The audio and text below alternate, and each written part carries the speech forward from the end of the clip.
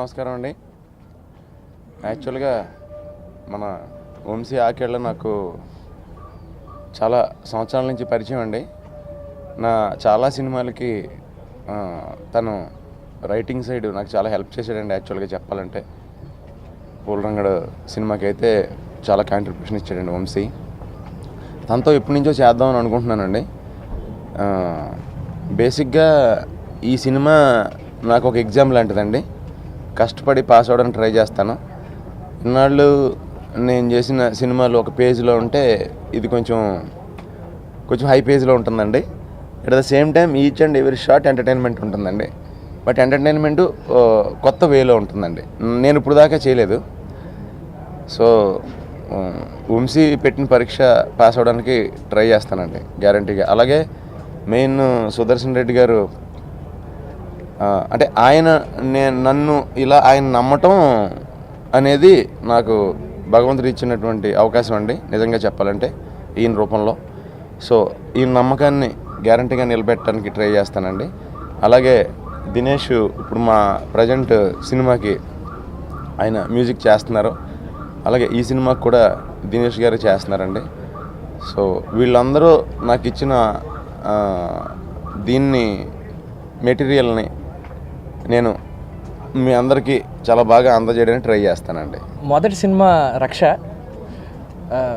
So నన్ను first దర్శకుడిగా cinema ఇండస్ట్రీకి పరిచయం చేసిన రామ్ గోపాల్ వర్మ గారికి నా ముందుగా కృతజ్ఞతలు చెప్పాలి. తర్వాత సునీల్ గారు ఎప్పటి నుంచో నాలో ఉన్న దీన్ని గుర్తించి డెఫినెట్గా మనం కలిసి చేద్దామని ఆయన నాకు మాట ఇచ్చి మేమిద్దరం కోఆర్డినేట్ అయ్యి ఈ కాన్సెప్ట్ని సెటప్ చేసుకుని దీన్ని నేను చెప్పిన వెంటనే ఆయన యాక్సెప్ట్ చేశారు. నాకు చాలా కాలం గ్యాప్ తర్వాత ఈ అవకాశం సునీల్ గారు ఇచ్చారు. First of all thank you so much sir.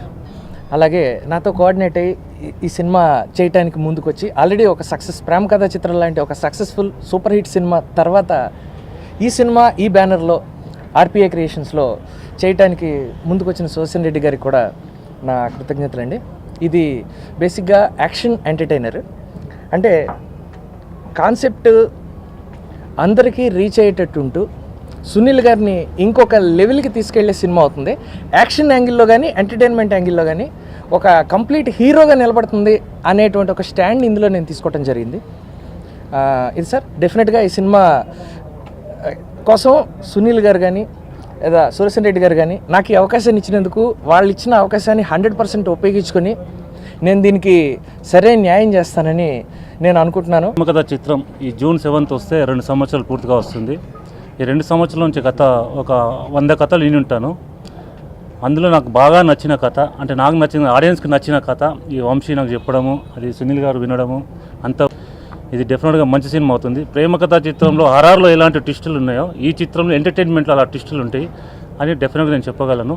అందరూ సీన్ టు ప్రతి సీన్కు నవ్వుకునే చిత్రంగా ఉంటుంది. ఇంకా ఈ చిత్రానికి హీరోయిన్ ఫైనల్ కాలేదు, త్వరలో అనుకుంటున్నాం అయిపోతుంది. అలాగే ఈ చిత్రంలో విలన్గా జిల్ ఫేమ్ కబీర్ సింగ్ని పెడుతున్నాము. ఇంకా మిగతా ఆర్టిస్టులు అంత అయ్యారు. ఈ చిత్రంలో దినేష్ గారు ఆల్రెడీ దిల్ రాజు గారి సినిమాకి మొదటి చిత్రానికి పనిచేస్తున్నారు, ఈ చిత్రానికి పనిచేస్తున్నారు. డెఫినెట్గా మంచి చిత్రం అవుతుంది. అలాగే సునీల్ గారికి ఇందాక అన్నారు నన్ను నమ్మి సినిమా చేస్తున్నారని. డెఫినెట్గా ఈ సబ్జెక్టు ఒక సునీల్ గారే చేయగలుగుతారు అని అందరికీ తెలుసు. మీరు సినిమా చూసిన తర్వాత మీరే చెప్తారు. మీరు అంత ఆదరించాలని కోరుకుంటూ సెలవు తీసుకొని థ్యాంక్ యూ వెరీ మచ్. ఈ షెడ్యూల్ వచ్చి జూలై నుంచి ప్రారంభంగా అవుతుందండి. ఈరోజు ముహూర్తం జరిగింది. జూలై నుంచి రెగ్యులర్ షూటింగ్ ఉంటుంది. అవకాశం ఇచ్చిన సుదర్శన్ రెడ్డి గారికి, వంశీ గారికి, అలాగే నా హీరో సునీల్ గారికి థ్యాంక్స్ చెప్పుకుంటున్నాను. వాళ్ళు ఎంతో నమ్మకంతో నాకు ఈ అవకాశం 2వ సినిమా కూడా ఇచ్చారు. అది 100% పూర్తి చేసి మంచి ఆడియో రావడానికి ప్రయత్నిస్తున్నట్టు నాకు ఈ ఇండస్ట్రీలో ఇంట్రడ్యూస్ చేసిన దిల్ రాజు గారికి, శిరీష్ గారు, లక్ష్మణ్ గారికి థ్యాంక్స్ చెప్పుకుంటున్నాను.